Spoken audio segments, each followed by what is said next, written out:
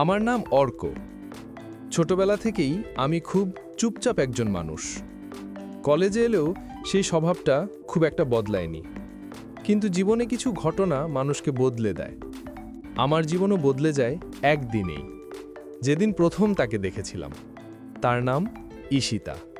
প্রথম দেখাতেই মনে হয়েছিল কেউ যেন আমার বুকের ভেতর আলো জ্বেলে দিল। সেদিন কলেজের লাইব্রেরিতে গিয়েছিলাম।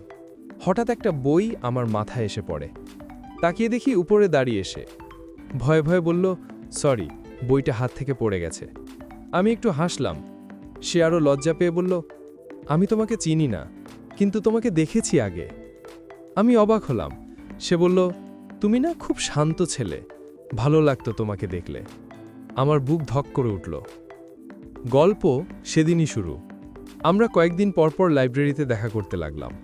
ধীরে ধীরে কথা বাড়তে লাগলো। একটা এক্সাম এগিয়ে আসছিল, তাই সে বলল, চলো একসাথে পড়ি। আমি রাজি হয়ে গেলাম। একদিন আমরা কলেজের গার্ডেনে বসে পড়ছিলাম। হঠাৎ ঠান্ডা বাতাস উঠল, তার চুলগুলো উড়িয়ে নিয়ে গেল। আমি আলতো করে তার চুল সরিয়ে দিলাম। সে তাকিয়ে রইল আমার দিকে। সেই মুহূর্তটা আজও ভুলতে পারিনি, যেন পৃথিবী থেমে গিয়েছিল। ধীরে ধীরে আমরা আরও কাছাকাছি এলাম। সে হাসলে আমার বুক ভরে যেত। তার সাথে কথা না বললে দিনটাই কেমন ফাঁকা লাগত। সে বলতো, তুমি না খুব কম কথা বলো, কিন্তু যা বলো মনে লাগে।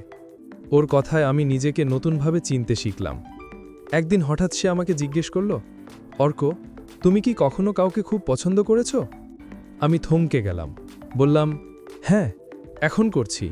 সে অবাক দৃষ্টিতে তাকিয়ে রইল। বলল, কাকে? আমি বললাম, তুমি চাইলে বলবো। সে কিছু বলল না, শুধু তার চোখ দুটো চকচক করছিল। আমি বুঝে গেলাম সময় এসেছে। সেদিনই তাকে প্রপোজ করতে চাইলাম, কিন্তু সাহস হলো না। বাড়ি ফিরে নিজেকে খুব দুর্বল লাগলো। পরদিন ঠিক করলাম আজ বলবো। কলেজে গিয়ে দেখি সে নেই। ফোন করলাম, সে ধরল না।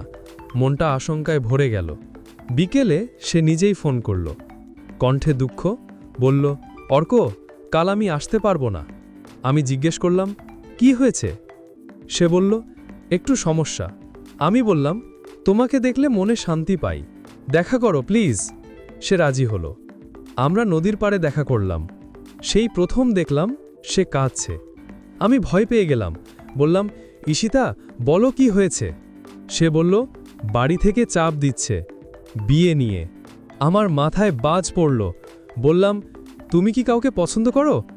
সে মাথা নিচু করে বলল, হ্যাঁ, করি। আমার গলা শুকিয়ে গেল। বললাম, কে? সে ধীরে আমার দিকে তাকালো, চোখ ভেজা। বলল, তুমি। সেই মুহূর্তে মনে হলো পৃথিবীর সব সুখ আমার কাছে এসে জমা হলো। আমি হাত বাড়িয়ে তার হাত ধরলাম। সে আঁচল দিয়ে চোখ মুছল। বলল, আমি তোমাকে ছাড়া থাকতে পারবো না। আমি বললাম, আমিও তোমার ছাড়া না, কিন্তু তোমার পরিবার? সেই দীর্ঘশ্বাস ফেলল। বলল, তারা চায় আমি অন্য কোথাও বিয়ে করি। আমি বললাম, আচ্ছা, আমরা চেষ্টা করব। সে হাসল। তার হাসি আমার হৃদয়ের সব ভয় দূর করে দিল। কয়েকদিন কেটে গেল। আমাদের প্রেম আরও গভীর হতে লাগল, কিন্তু সমস্যা থেকেই গেল। তার পরিবার রাজি নয়। আমি বারবার ভাবতাম, যদি ওকে হারাই। সে বলতো, আমি তোমারই হব। তার কথা আমাকে শক্তি দিত। আমরা দুজনই আমাদের ভবিষ্যৎ নিয়ে পরিকল্পনা করতাম। ও বলতো, তুমি কি আমাকে সারা জীবন ভালোবাসবে? আমি বলতাম, মৃত্যুর পরও। সে লজ্জায় মুখ ফিরিয়ে নিত। একদিন তার বাবা আমার সাথে দেখা করতে চাইলেন। আমি ভয় পেয়ে গেলাম, কিন্তু গেলাম। উনি আমার দিকে তাকিয়ে বললেন, তুমি কি সত্যিই আমার মেয়েকে ভালোবাসো? আমি বললাম, হ্যাঁ স্যার, প্রাণ দিয়ে। উনি কিছুক্ষণ চুপ করে থাকলেন, তারপর বললেন, তাহলে নিজেকে প্রমাণ করো। আমি অবাক হলাম। উনি বললেন, তোমার পড়াশোনা শেষ করো, স্থির হও, তারপর এসো। আমি হঠাৎ বুকের ভেতর নতুন শক্তি পেলাম। বললাম, আমি পারব। ঈশিতা আমাকে জড়িয়ে ধরল। বলল, আমি জানতাম তুমি পারবে। তারপর শুরু হলো নতুন লড়াই। আমি দিনরাত পড়তে লাগলাম। ঈশিতা সবসময় পাশে ছিল। সে আমাকে উৎসাহ দিত, বলতো, তুমি না খুব জেদি, তাই তোমাকে ভালোবাসি। আমি তাকে আরও ভালোবাসতে লাগলাম। সময় কেটে গেল। আমি চাকরি পেলাম। খবরটা সবার আগে তাকে দিলাম। সে কান্না করে বলল, অর্ক, তুমি পেরেছ। আমি তার হাতে হাত রাখলাম। বললাম, এটা আমাদের দুজনের জয়। এবার তার পরিবার রাজি হলো। কিন্তু তারও একটা শর্ত ছিল। তারা বলল বিয়েটা যেন আনন্দে হয়। আমরা খুশিতে পাগল। বিয়ের প্রস্তুতি শুরু হলো। ঈশিতা প্রতিদিন আমাকে ভিডিও কল করত, বলতো খুব নার্ভাস লাগছে। আমি বলতাম আমি আছি তো। বিয়ের আগের রাতে সে বলল, অর্ক তুমি কি কাল কাঁদবে? আমি বললাম হ্যাঁ, তুমি এলে তো চোখ ভিজবেই। সে হেসে বলল বোকা। সেই রাতটা আমি ঘুমোতে পারিনি। মনে হচ্ছিল স্বপ্ন সত্যি হতে যাচ্ছে। অবশেষে বিয়ের দিন, সবাই ভিড় করে আছে। আমি দাঁড়িয়ে আছি মণ্ডপে। হঠাৎ শঙ্খধ্বনি শোনা গেল। আমি তাকালাম, সে আসছে। লাল বেনারসিতে যেন দেবীর মতো লাগছিল।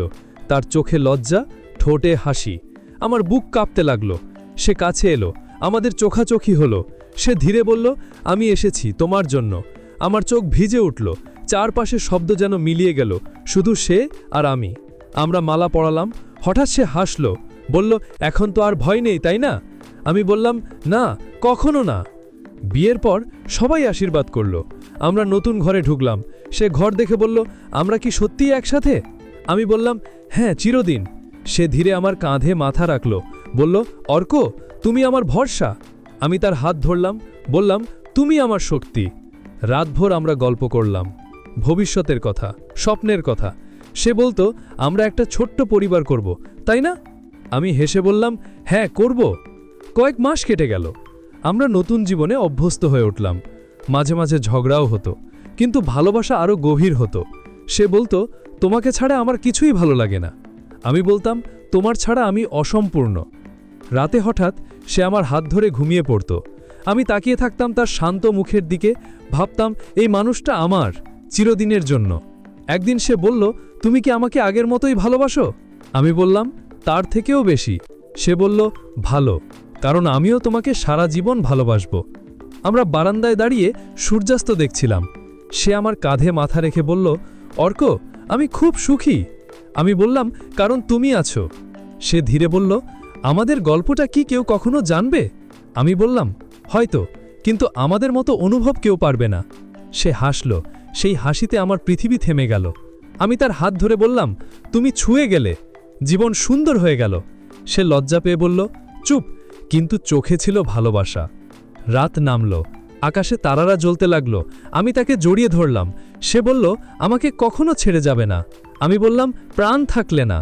সে চোখ বন্ধ করল, আমার বুকে মাথা রাখল, আর আমাদের ভালোবাসা চিরদিনের মতো পূর্ণতা পেল।